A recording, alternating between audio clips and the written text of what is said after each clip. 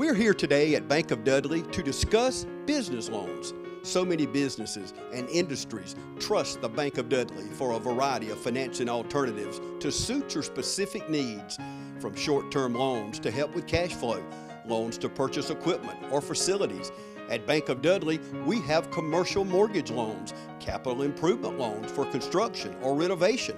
We can help with your business vehicle loans or for a small business line of credit. In other words, Bank of Dudley has your business covered. No matter what it is, you can trust the lenders at the Bank of Dudley with 5 convenient locations: East Dublin, Downtown Dublin, Veterans Boulevard, Dudley, and Jeffersonville. The Bank of Dudley, member FDIC, and an equal housing lender.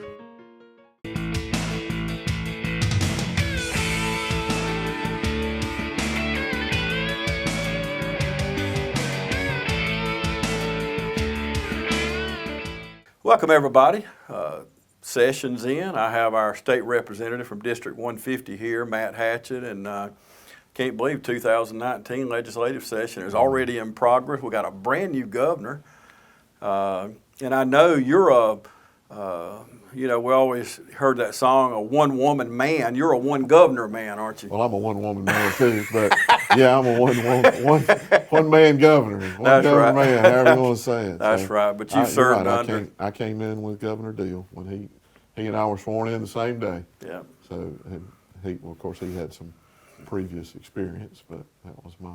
I know you're gonna miss him. You're gonna miss him. He's been a great governor for Georgia. Yeah. He's done a lot of things, a lot of good things, and gotten, the economy turned around. We did some things that helped the economy a little bit, and he's been out actively. He and his staff been out actively recruiting more jobs, and we've been successful, and everything's turned the right direction. He's also been a friend of Lawrence County. He has. He's been a good friend. I don't remember in recent history, I could be wrong, but a governor that has come to Lawrence County as much as Governor Deal. And I know that has a lot to do with you getting him here for different things. But plus, we've had some big things happen here. We've had some great things. He's been here. He hadn't been here every time I asked him to, but he's been here a lot of times. Sometimes he's been here when it might have even been a surprise to me. Mm-hmm. But he's come a couple of times for things that were a little more personal to him. Mm-hmm. And he's got some contacts that had some things going on in our community, and that's been an advantage for us too. Yeah, and of course, Miss Deal, she's been quite a few times, and they came together recently, come to see their daughter sing. Right. That was a treat, wasn't it? Right, and that was. He didn't want anybody to know that at the last minute, and I understand. That was coming to see your daughter. That's right. He was being daddy. They were being mom and daddy. And it was all about her, not him. Right. So I had the opportunity to say a couple of words about him. So that was nice to thank him for what he's done for me and for us. Yeah. He taught me a lot. What a great time to go into office when you went in 8 years ago. Right. To go in with a guy like Governor Deal, served in Congress, someone who loves Georgia. And, to think about this last election now, he won pretty handily. He won the first time. Of course, he beat Jason Carter, pretty handily. I know the polls showed a little closer than what it ended up being in the end. But now this last election, that was one of the closest races. It was very close. That was close. And we, all the predictions showed it was going to be close. Yeah. And a lot of people told me, it's going to be close. Yeah, well, you and I talked, during the time of the election, and you told me all along, you said, hey, James, it's going to be close. We don't know what's going to happen because, you got to give credit where credit's due. Stacey Abrams ran a great race. She ran a great race. They worked hard. They were organized. They had a good message, a focused message that we've got a lot to do between now and 2020. Mm-hmm. Let's put it that way, to try to keep this state going in the direction it's going. Yeah. And I think it's going in a great direction. And one thing this race showed me is you better have some money to run for governor. I know there was over $60 million spent between those two. Unfortunately, it takes a lot of money. Yeah. And advertising, the media is expensive. You've got teams now that go out and knock on doors. You get volunteers, but you actually, pay people to do that. And all the different media. You got TV, the newspapers, billboards, billboards, signs on the side of cars. Now all the digital through telephones, email. I mean, Yeah. they make money on that. Yeah. They don't do that for free. So it costs a lot of money. I know what we spent in our caucus to try to get people reelected, and it's a lot. I was in Atlanta recently, and I didn't realize this recent shutdown with the federal government. I know that's not in your hands, but I just want to talk about the impact on Georgia there for a moment. But it does impact Georgia, and I didn't realize even the little man. We were in Atlanta recently, the week before New Year's Eve, and it's a lot easier to get around Atlanta with an Uber driver. So I hit my Uber app on there and got me a driver and got to talking to him. About the economy and things in Atlanta, and he told me how much it had cost him personally since the federal government has shut down, because they run a lot of people back and forth from the airport and different places, and so it hurts the little man more, I think, than it could ever possibly hurt the president or Nancy Pelosi or Schumer or any of the politicians. But it affects everybody, don't it, when you have a shutdown like that? It affects everybody. It affects the state at large, because there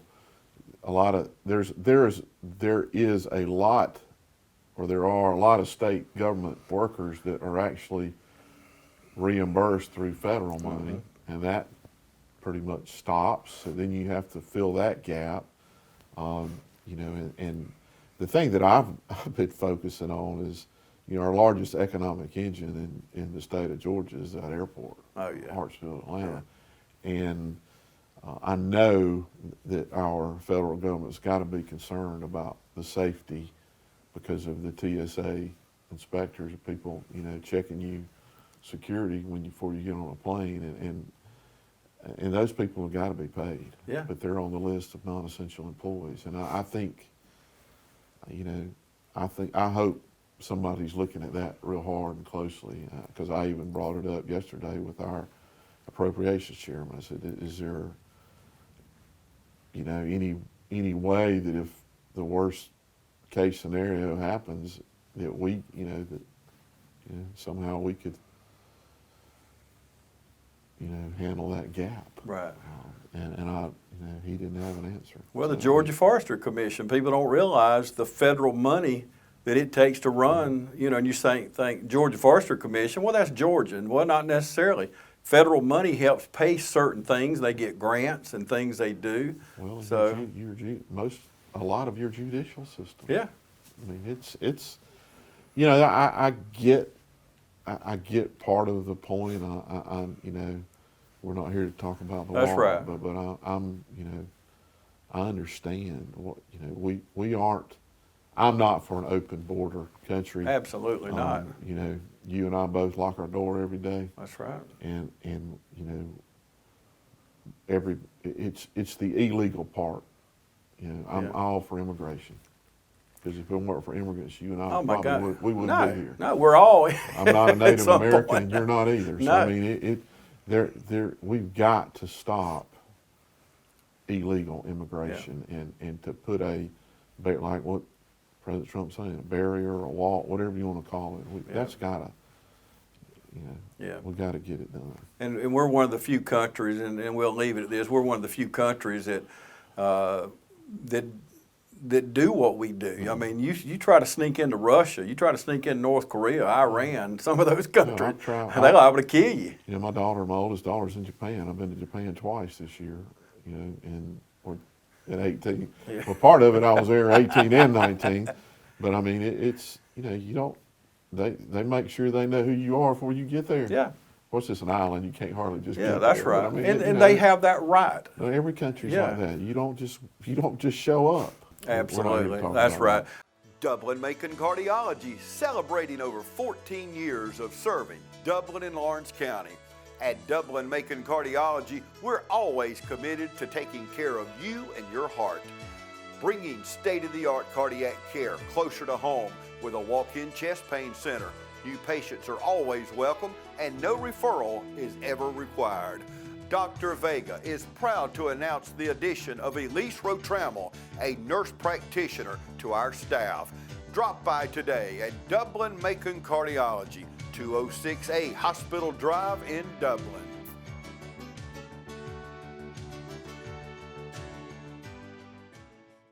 Before we get into this session, y'all already had a session. This is unusual, but y'all met back in November, I guess.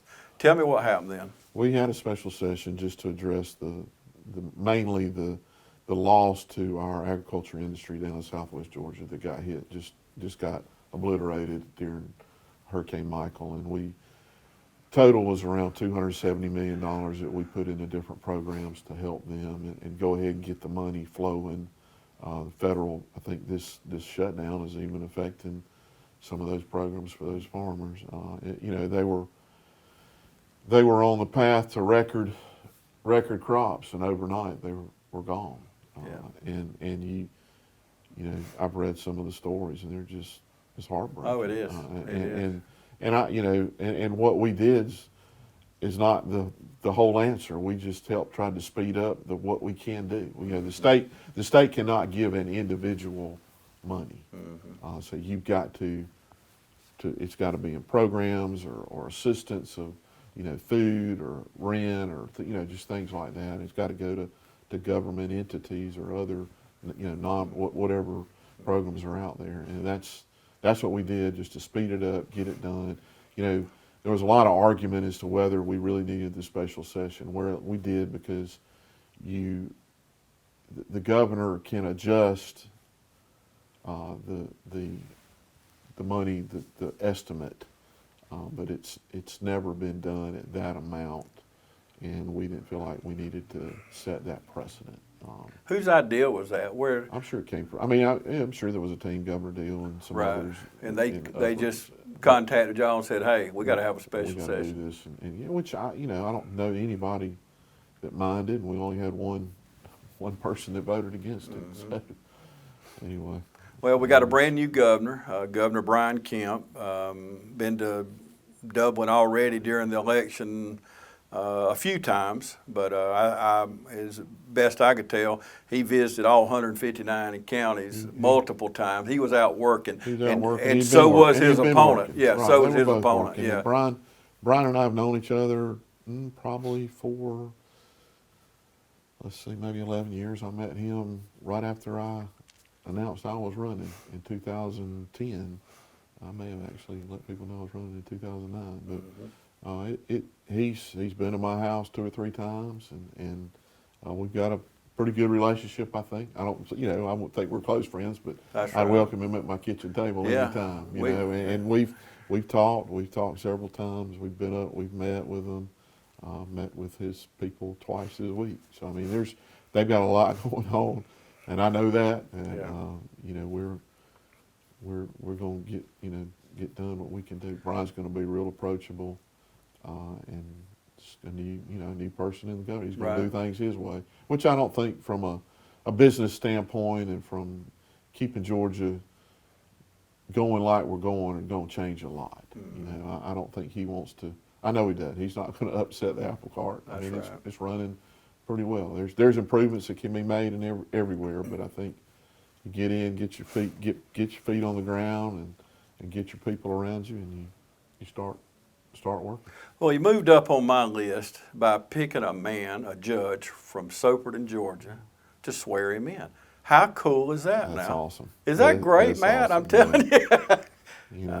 What a great, and I know they're good friends, and they had worked together. They worked right, and he's been through a lot in the last year. He's lucky to be here. Yeah, and I think he was always every time he's always been an upbeat and a real friendly guy, but I think he's even maybe a little more so now, because I guess when you see your life flash in front of you like that, it changes a lot. Yeah, it changes absolutely. Perception on things. Wonderful guy, wonderful judge, but I just think that's just really, really good that the governor. He's swearing him in, then you got another one get sworn in as another Soperton boy gets sworn as a Supreme Court justice, John Ellington. So It's going to be a good day for Trutley County, and there's a lot of them a lot of people from Trutley County going to be there. I've talked to several of them today. Yeah. So Well, that's they're good. they're looking for tickets for this, that, and the other, and we're helping them where we can. So Yeah. Okay. Well, Brian made some promises during the election, and what's going to happen during this session? He wanted to give teachers a $5,000 raise. Is that going to come to pass? I think you're going to see a lot of work done to go in that direction. I know there's been a lot of talk. It's a lot of money to hit it one full sweep or one full point. But I think we're going to uphold that promise. It may not happen in 1 year, but I know it's going. There's been a lot of talk, a lot of people working on it already. So, Okay. Cutting state income tax. we're going to do that. I mean, that was a promise made last year, and we did it last year, and I don't know why it won't happen again this year. So there's a lot of work to do Okay. to make sure that happens. We had a lot of problems as far as the electorate. We may debate this issue, but as far as a lot of people in the state of Georgia didn't like the voting, the way we voted. We voted this way for some time, but there was a lot of people challenging discrepancies and things like that. I personally, when I go in there and vote, I feel comfortable my vote counted. I go in and you cast your vote. They give me a card. I slide it in. They track it. And of course, in Lawrence County, I mean, we're spoiled because, think about it, Helen Harper and Susan Rooks has over 60 years experience. Now, they could teach everybody else in the state You're right. how to run They elections. could. They And could. I know I'm biased, but that's just the gospel right there. Yeah, you're They're right. good at what they do. So we're spoiled here. So it's not fair for me to speak on behalf of the other 158 counties, but what about that? Will there be changes in the way we No, vote? I think you'll see changes in the voting machines. Brian Kemp implemented he calls it the SAFE committee, and I can't remember what the acronym stands for. So I don't remember. I should know, but they brought forward their findings yesterday, and they had their final meeting, and I think they voted on it. There were a lot of people at the hearing, and their recommendation is to continue voting as we do with some sort of screen. All that, exactly what that will be, will come out when you get to actually bidding the equipment and how that's going. But that produces a paper ballot. So an electronic machine will produce the paper ballot after you vote. You look at it, you confirm it, and then you put it into a reader or some other form that then actually calculates how you voted, and then that document is held by the clerks. They hold on to it for any contested or issues or problems, and they go back and scan them again or do them manually. I mean, so Okay. that is a change, and I don't know anybody that maybe wouldn't like to see, okay, this is exactly how I did. I don't know this, but I would think that your machines are not all connected throughout the state, or on the internet. So I can't go log on the internet and change anything. Right. To do any changes, it would be so hard to do. I mean, it's not. I don't think it's happening. Yeah. Even now. Of course, the equipment's old. You need to update your equipment periodically, and that's what I'm pretty sure we're going to act on it. It's just a matter of let's bid it, let's see what it's going to cost, and let's find where we can get the money. Brian's office, and in the last while he's been there, I don't know exactly what the numbers were, but we had more people vote in this election than ever. Registered more people new people that have ever been registered. So I don't believe the voter suppression discussion one bit. More people have voted than ever in this state. So that was to me just politics. Yeah, and the people spoke, and hey, it was about a It was close. 50,000 vote Close. in Georgia, where 12 million or so people live, and it's within 50,000 votes. The people spoke, and they could have spoke the other way, Right. just as easy as they spoke this way, and next time it could very easily fall the other way. Right. But when you have that many people vote, I think it's wonderful. Right. We want people to have, that's what our country's all about. I said back when I ran that apathy in the voting process would kill this country if we're not careful. Yeah. Because it's the one right we have, and not everybody has it. Amen. Amen. And you gotta speak up and speak. Let your feelings be known. So that's. Okay. Let's take a quick break and come back and talk about some issues that will be happening this legislative session. Stay with us. You wouldn't buy a gallon of milk and immediately pour 70% of it out, would you? Then why would you do that with power for your home? 70% of electricity is lost on the way to your house, making it only 30% efficient. But natural gas is 92% efficient. Electricity is good to power your lights and electronics, but using natural gas for certain appliances is the most cost-effective, energy-efficient, and environmentally friendly mix for your home. Use it, don't lose it. Choose the right energy mix. Choose natural gas. Welcome back, everybody. Continuing our conversation with our District 150 representative. Before we get into the issues, I know you're going to miss Bubba Reps. Bubba it's a huge loss. Yeah. To the area, to the state. Bubba's just a solid, great human being. Yeah. Actually, I was talking to him on the way here. We don't talk as often as we have in the past, but Bubba he'll still be there for me. I bounce stuff off of him a lot. You know, he's got a lot of wisdom, and he's level-headed and has seen a lot more stuff in his life than I've seen. Yeah. And I respect him, and I understand.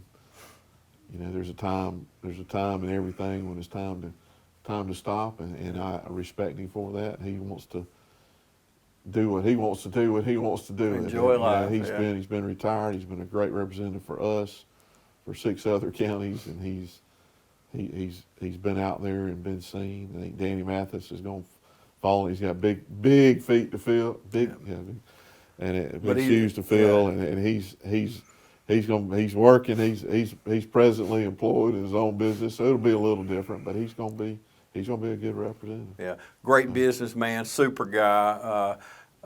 I got to visit with him at the Development Authority, the Georgia Economic Development Authority that met back last year, and just a wonderful man. I've been to several funerals at his place over there and got to know him through the years, but he'll do a good job, but he does them some big shoes to fill. Medical marijuana, Alan Peake's no longer in the state legislature, but he started this ball rolling, and we've kind of stuck our toe in that. Where's it going from here? I'm not really sure, but I know that for it to continue, the goal is, I think, if it can be done, we need to have the ability to buy. It needs to be, it needs to be grown here so the cannabis oil can be manufactured here and be provided here and sold here, because that's just right now it's being shipped across state lines illegally, and that's not good for anybody. But possessing it here is not illegal as long as you've got the prescription. You've gone through the process to get it. There may be some more things that we passed for it to be used for. I don't know. We added several things last year. I don't know who's going to be the torch bearer for that. Who Alan's actually passed that on to.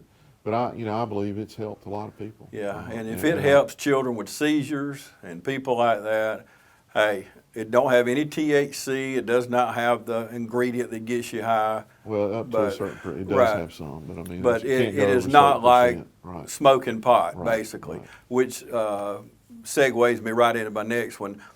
Quite a few states have passed recreational marijuana, and I was talking off camera with you. It seems like politicians get so greedy. All they see is tax money, tax money. Well, it's hurting people. For people to smoke pot, going down the road, recreational marijuana, all for the sake of tax money. What about that in the state of Georgia? Where's that going? I don't think you'll see it. Not with what I know right now, who I know that's there. We've got 30 new members, and who knows, one of them may introduce something to do that. And I know the speaker, and I don't think the speaker has any interest in doing that. I would be surprised if Brian Kemp had a temperature for that. I know there's been a study committee all summer about hemp, growing hemp. And a lot of people argue that that's just marijuana. So I don't think it is. I don't know all the details on that, and I don't know what recommendations coming from that. But committee. you're not for it. I'm not for recreation. Yeah. No, Yeah, not at all. that's the bottom line. Yeah. What about gaming? I've heard it for quite a few years, horse racing, dog racing, whatever. Where is that going? The casino gambling community has been trying to get their foot in the door here for several years. There hasn't been any, really temperature positively for that in the House the last couple of years. I'm not sure where the horse racing or the dog racing would go. I know there's some active lobbying going on for horse racing right now. I do know that if from the horse racing and the parimutuel betting, we would be voting on something to let the people vote on. I mean, it's something that the public would have the ability to vote on, and before anything was done. I've done a good bit of research and study on the horse racing, and there's a lot and a huge amount of agricultural investment and money that would come to this state if that were done. There's a lot of people in the horse business now, but the support industry would grow, and the growth would be in our agriculture industry, and it's something that you got to look at. I think look at real hard. I'm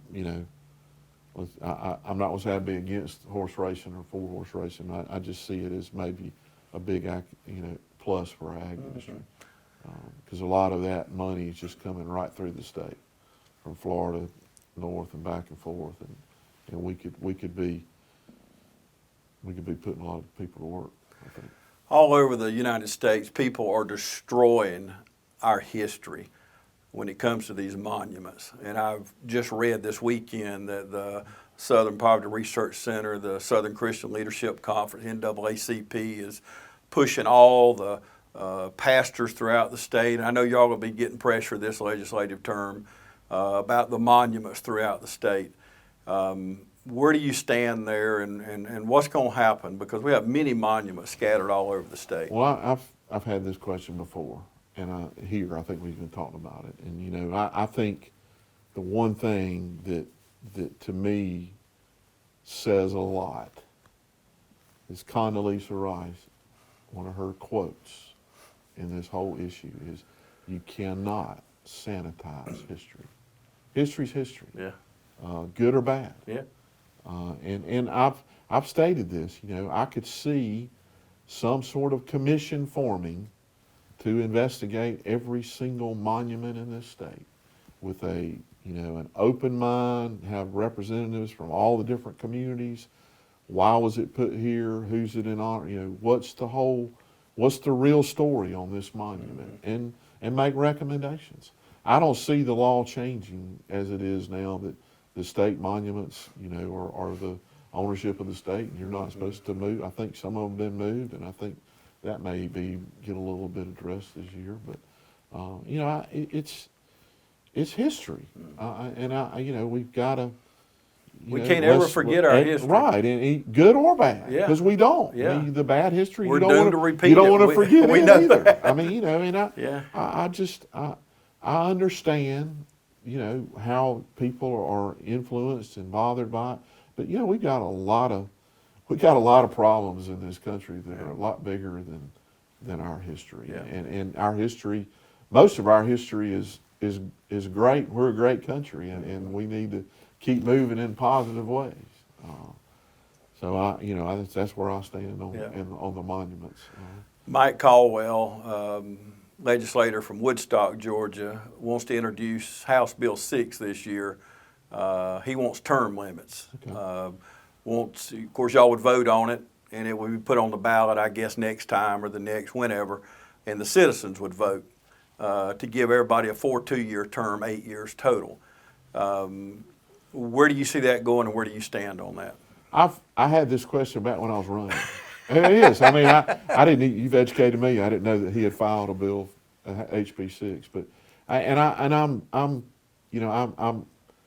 kind of still believe in the position I held 10 years. Well, no, it's not 10 years ago, or is it?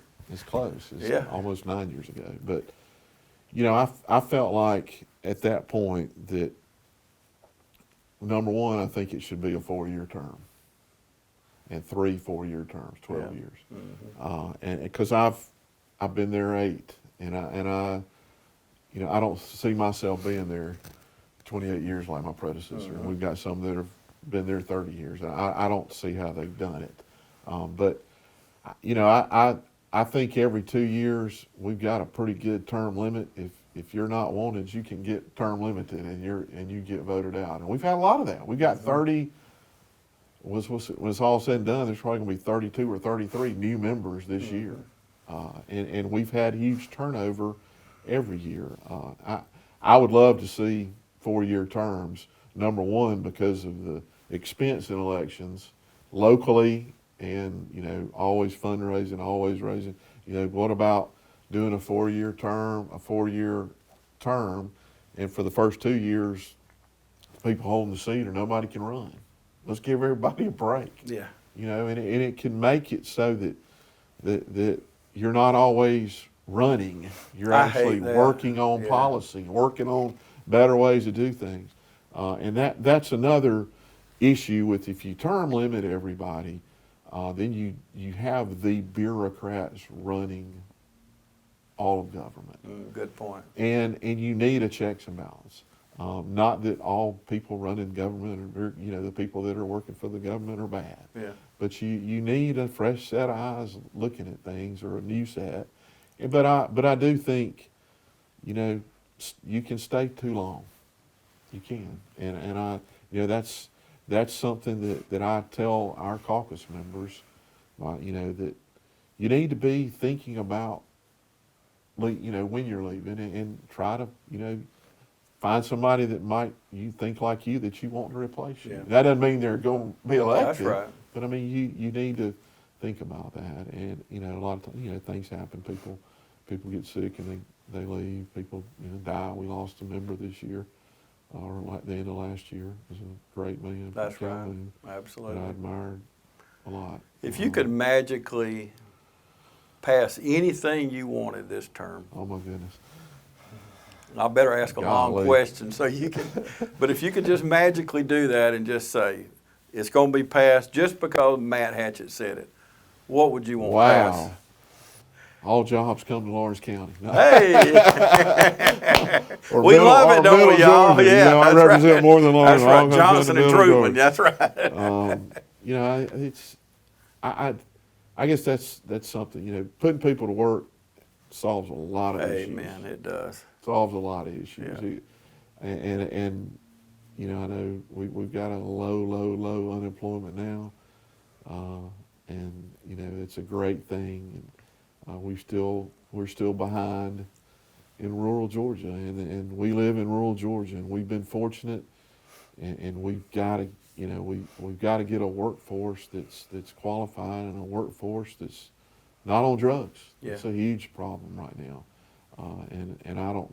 We're doing everything we can to work on it and try to help. And a lot skilled labor. A lot of your mental health issues are a result of drug abuse, and that I know that's going to be one of our new governor's main things is mental health and mental health reform, and what can we do to work on that issue.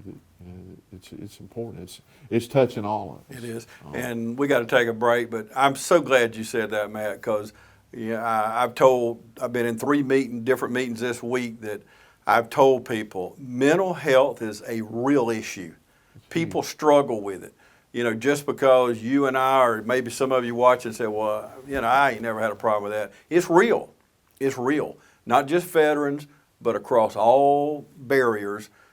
Mental health is a real issue. And when we close down those hospitals and a place to deal with them in Milledgeville years ago, and now, just like in Lawrence County, we got one place they can go and they can only stay 3 or 4 days.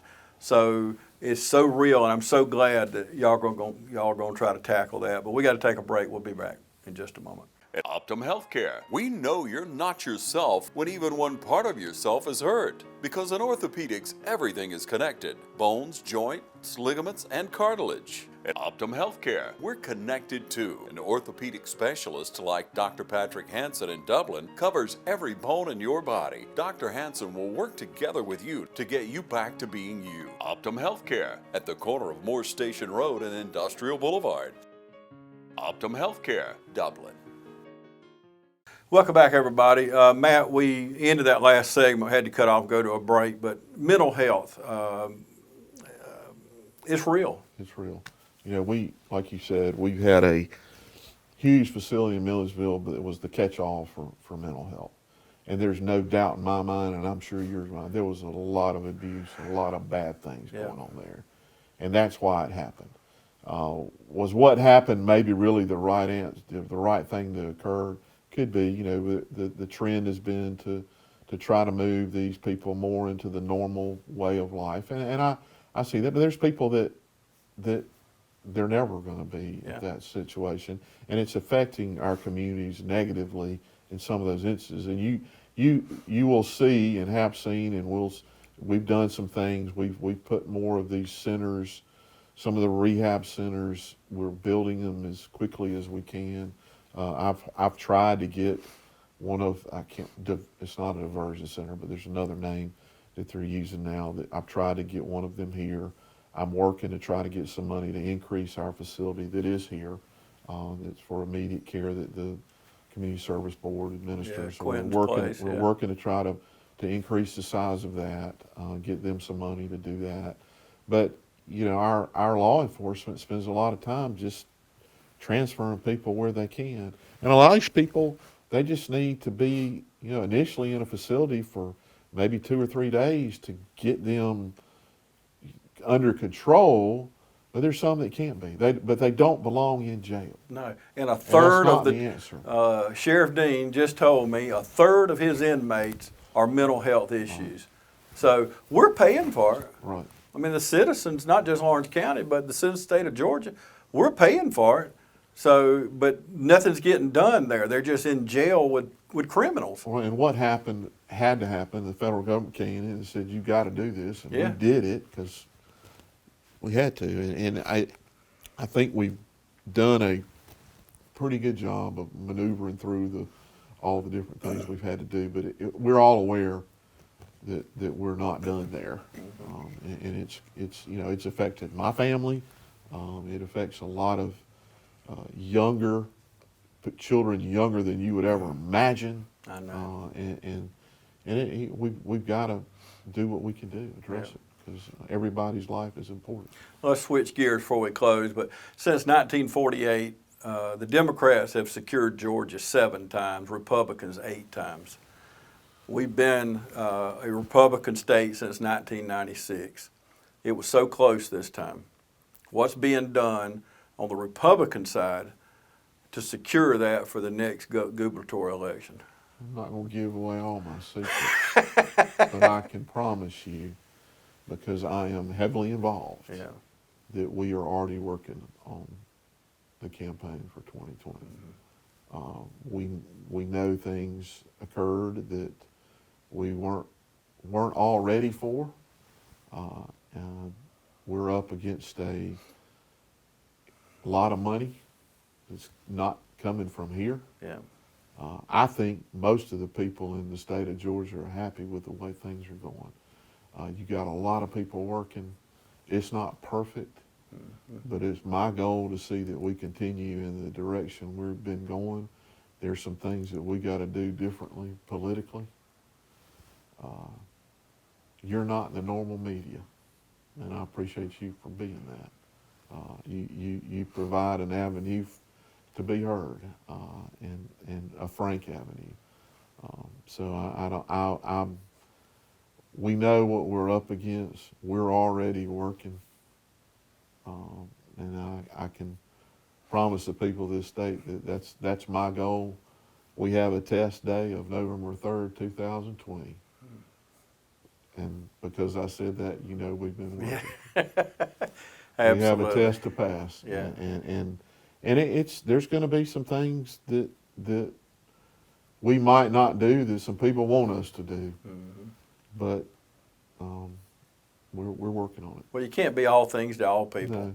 But we want to continue being the place to do business. And Georgia and Governor Deal led that and put us there. And that's why the jobs are coming here, and not just in Metro Atlanta. When you've got Academy Sports up here in Twiggs County, and you've got an Israeli company right here in Lawrence County, and Latvia, and right, Valmir. We've got good things going on, and we've got other companies looking at us right now. I know people get tired of hearing that, but they are. Yeah. We're fortunate. They're continuing to look at our community because we've got local leadership that knows that, and we've thought ahead. We've looked at things. What can we do, to attract business, to attract industry, and we've been doing it. And we're fortunate, and we've got local leaders that take the time to volunteer to do that, and we're fortunate. Very fortunate. And let me say one more. And we've got a county and city governments that work together, which is not the case all over this state. Yeah.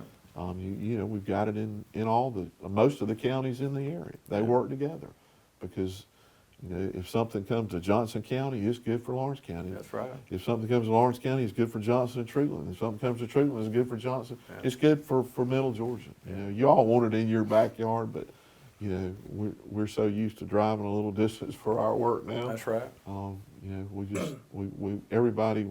Most people want a job.